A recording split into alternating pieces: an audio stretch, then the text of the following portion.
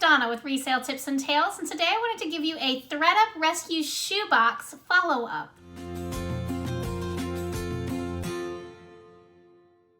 So as many of you guys have been watching my channel, I do really love the ThredUP Rescue Box. Well, one of my more recent boxes was one of my shoe boxes. I love shoes. That is how I became a reseller, because I figured I had all these shoes. It's time to resell some of them.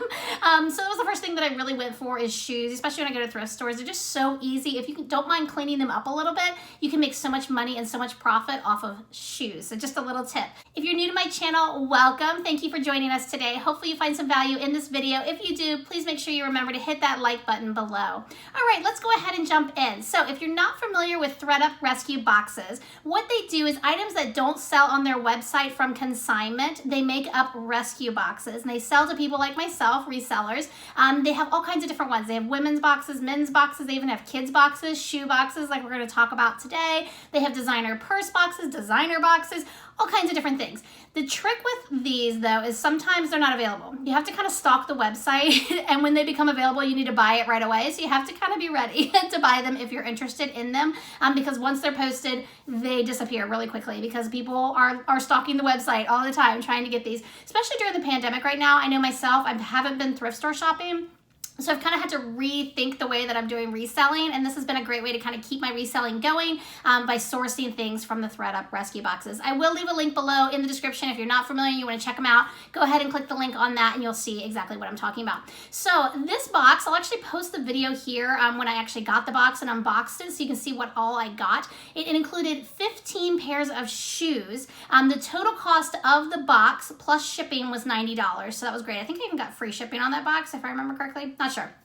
So the price of each shoe, if you kind of do the math, is about $6, which when I go to a thrift store, that's a little bit on the high end, but I still do pay $6 for shoes. And this way I don't even have to go to a thrift store. I don't have to spend the money for the gas money, but you don't know what you're getting. So these are mystery boxes, so it's kind of a toss-up. I've had some really great boxes. I've had some really bummer boxes. So you just have to realize that when you're going into this, it's kind of a final sale. So you take a little bit of a gamble, but so far this box has been amazing. It's been one of my better shoe boxes. So I wanted to show you kind of what has sold. I think I purchased this in November, so it has been a few months, and I've sold about half of what I had in the box. I did decide to keep one pair of shoes in the box for myself. It was this pair of Tory Burch flip-flops. I just couldn't pass it up, and the resale value wasn't huge, so I figured that I would definitely wear them this summer, and they're my size, so I had to hold on to those. But maybe once I get sick of them, if they're not so worn out, I might turn around and flip them anyway, but I'm gonna enjoy them for a little while.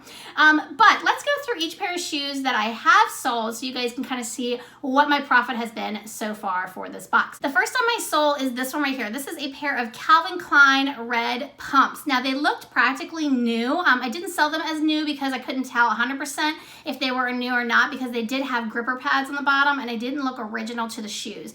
Otherwise, they were perfectly clean. They didn't have any scuffs or any of that kind of stuff. So these here I ended up selling for $13. So not a huge profit on those. After all the fees and everything, I ended up walking away with about $10 on those.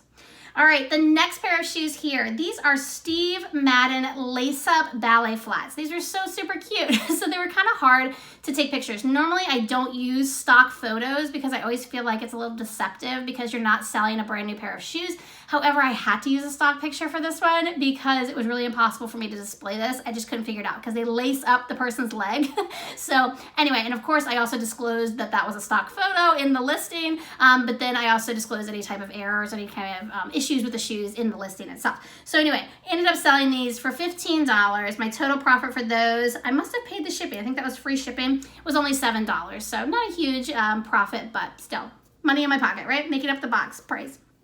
All right, next pair of shoes here I sold recently. These, I love Toms personally, but I didn't realize they made dress shoes. So it's kind of a new thing for me. I always thought they only made sneakers, but these are Toms dress shoes. They were a larger size. They were size 11, so I think that kind of was hard for me to sell, but they were this cute little tan suede open on the side flats, and these I ended up selling for $20. So I ended up making a profit of $16. I believe I sold these on Poshmark, so the fees for that was only 20%, and that's all I lost on those. All right, so the next pair of shoes here, these are by a company called FSNY. These were like a really silvery They were ballet flats, but the silver was almost cracked all over them. And I don't think that was original to the shoes, but I disclosed all of that in the listing. So someone still loved them apparently. And I ended up getting $25 for these. So I was really shocked actually by that resale value on those, even though they weren't perfect. Somebody must really love their FSNY shoes.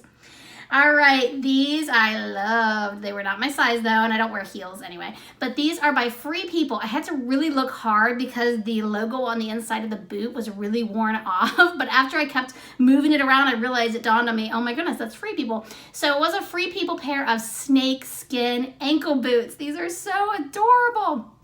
So they were in a little bit of a used condition. The bottoms were pretty buggered up, and there was some toe wear on the outside, a leather, but I just disclosed all of that. So someone still loved these. I had seen some comps around $100, but they were way nicer than the ones that I had. So these I ended up selling for $50. So I still thought that that was great, especially for how much I paid for these shoes.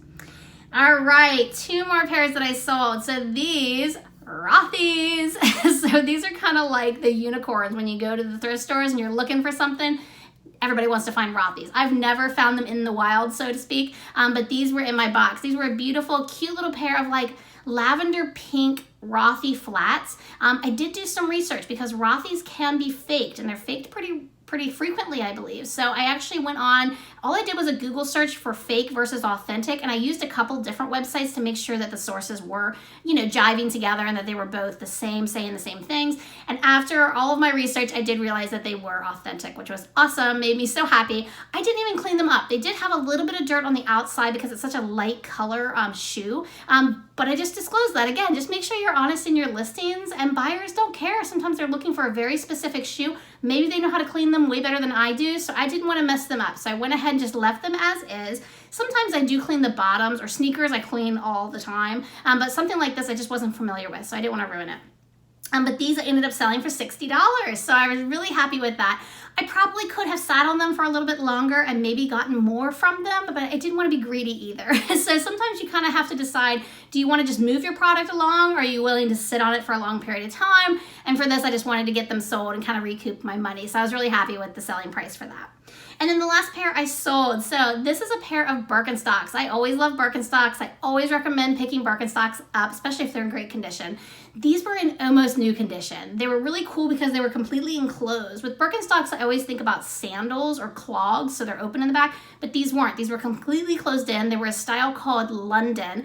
They were all leather, and like I said, really great condition. They did have a little bit of wrinkling on the heel area, and I think they had a couple spots on the inside, but other than that, in the buckle, I think had a couple marks on it. Other than that, they were beautiful. So I ended up selling these once. The person received them, and I guess because they were completely enclosed, they were too small for them.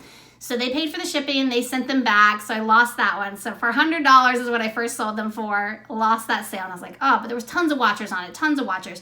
I waited a few more weeks, and I ended up taking a best offer of $80 because to me, I was like, I just really want to get these sold. Again, I want to recoup my money. So I ended up selling them for $80, which I still thought was an amazing price for these. So total, what did I make? So if you add up all the profits, I ended up actually selling everything. If we just look at the sale prices, it was $263. But of course there's fees and there's shipping and all that kind of stuff involved. So I ended up with $209.71. And then the cost of the box was $90. So the total profit so far for this box is $119.71. Now I still have 7 pairs of shoes that are still really great shoes that I continue to have movement on. I have a lot of viewers on them. I send out offers all the time. So I'm just kind of sitting on those, waiting for the right person. So I'm sure that they will sell eventually as well over the next few months. So that's what I've got for you guys today. Have you guys done the rescue shoe boxes before? I would love to hear about your experience below in the comments, or any other rescue boxes that you guys have snagged recently that I should be on the lookout for. I have bought like the 300-pound box, which was, 100-pound box for $300. I can't seem to talk today. I'll make sure I link the video up here. That was probably one of my favorite boxes, and a lot of my viewers have enjoyed that box as well, so make sure you check that out. I highly recommend that if you have the money to break on the 100-pound box. It was amazing. But other than that, that's all I've got for you guys today. Hopefully your sales are going well this month. Please make sure that you leave your comments below, and also make sure you subscribe to the channel if you haven't already, and always click that bell so you can see all the videos when they come out. All right, guys, until next time, happy selling.